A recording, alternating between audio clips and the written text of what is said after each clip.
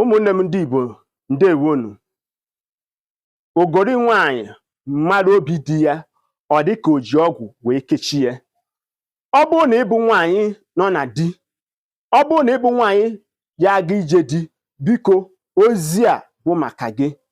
Kedu ife ọtụtụ ụmụ nwaanyị chọrọ ka ha kechie di ha, ka ha bụrụ ọnụ na-ekwuru ezinụlọ, ka dị ife nọ under their control?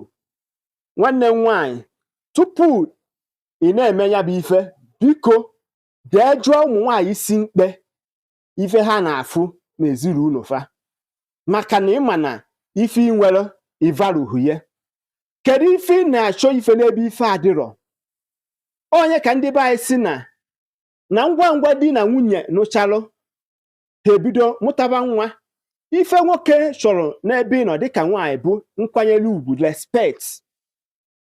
Kwanyelu di gị ugwu, ịfụ na iwinigo obi di gị.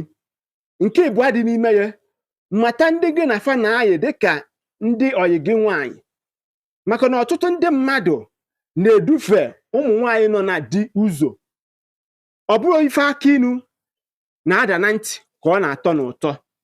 Ị nwere ike ije ka ije kechite nke maọbụ ka ije mee di gị nke ka di gị wee nọ under your control. Mata amata na ya bụ ife ọ bụrụ mmadụ niile ka ọ na-agaziri. O nwere ndị nwere ike ọ bụrụ na di gị na-eme ọfụma, ije gwọta ọgwụ ka ikechie di gị, ka ọ wee bụrụ nke nwa bụ isi sekpu ntị, ka ọ bụrụ nke nwa bụ the woman of the house. Ife ọ bụla ịgwa di gị ọ na-eme. Mana na-amata na ụfọdụ ihe dị otu a nwere ike ibute ọdịda nyere di gị. O nwere ike ibute ụchụ nyere ezinụlọ gị. O nwere ike ibute na ụmụ niile nke ị ga-amụta onweghị nke ga-elo n'ilo aga n'iru n'ụwa. Nwanne m nwaanyị, biko, ọkụkọ na-akpa nri anya ufe akọ na ya. Ọ bụrụ ife niile na-amụke amụke bụ ọrụ edu. Ife m na-agwa gị bụ na enwetago m ọtụtụ mkpesa dị iche iche gbasatara okwu dị otu a. Nwanne m nwaanyị, biko chekwaa ife inwelo.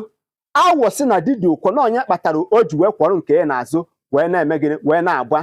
Maka ngwa ngwa ị ga-eme gịnị, ị ga-eluzu ihe inwelo. Nwanne m, ịfụ na position of widowhood might even more better than yours. Ife m na-agwa gị bụ na onwe onye nwere ike ịgwa gị nke bụ eziokwu. Onye ka m pụtara ka m gwa gị nke bụ eziokwu. Nwanne m nwaanyị, ịchọọ ka di gị na-erube gị isi, ịchọọ ka di gị mee gịnị, na-enye gị ife ị chọrọ, biko kwanyelu nwoke gị na ya bi ugwu. Ife ọbụla o kwuru, ụwa bụ eleta ghara, onye kpatara na di na nwunye ji ebi ọfụma. Ọ bụzina ife ọbụla di gị kwuru, ịchọọ ka ịsakwata ya, ịchọọ ka ị pruvuo ya na ihe o kwuru dịka nwoke ji ngwuru nọ n'ezinụlọ abụghị eziokwu. Onye na-akpata ọtụtụ ụmụ nwoke ji eme gịnị, ji esenye aka were eti nwunye fe ihe. Ụfọdụ ụmụ nwaanyị wezi iwe jeme gịnị, jeme ka ha jee mechite nke maọbụ nke ọzọ, ka ha nwee ike ikechi di ha, ka ha wee bụrụ the woman of the house. Nwanne m nwaanyị, ife m chọrọ ịgwa gị bụ wepụ aka enwe n'ofe tupu ọha aka mmadụ. Ụkpara ogboko bụkwa ọ bụkwa ntị chiri ya. Ọyị ma agara m ịgwa gị bụ ajọ ọyị, mana ọyị ma agwara m ga-agwa bụ ezi ọyị. Ọ gwụsịa ka ọ ha n'onu. Asịsị tụkpụrụ nkịta ọkpụkpụ hapụrụ na n'ọgụ ndị mmụọ.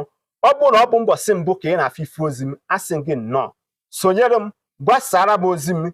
Echefukwana ịga ma YouTube, tinye m akara subscribe, on your link notification bell. Oge ọbụla m wejere ife ozi m ebe ahụ, inwe ike ije gere ya.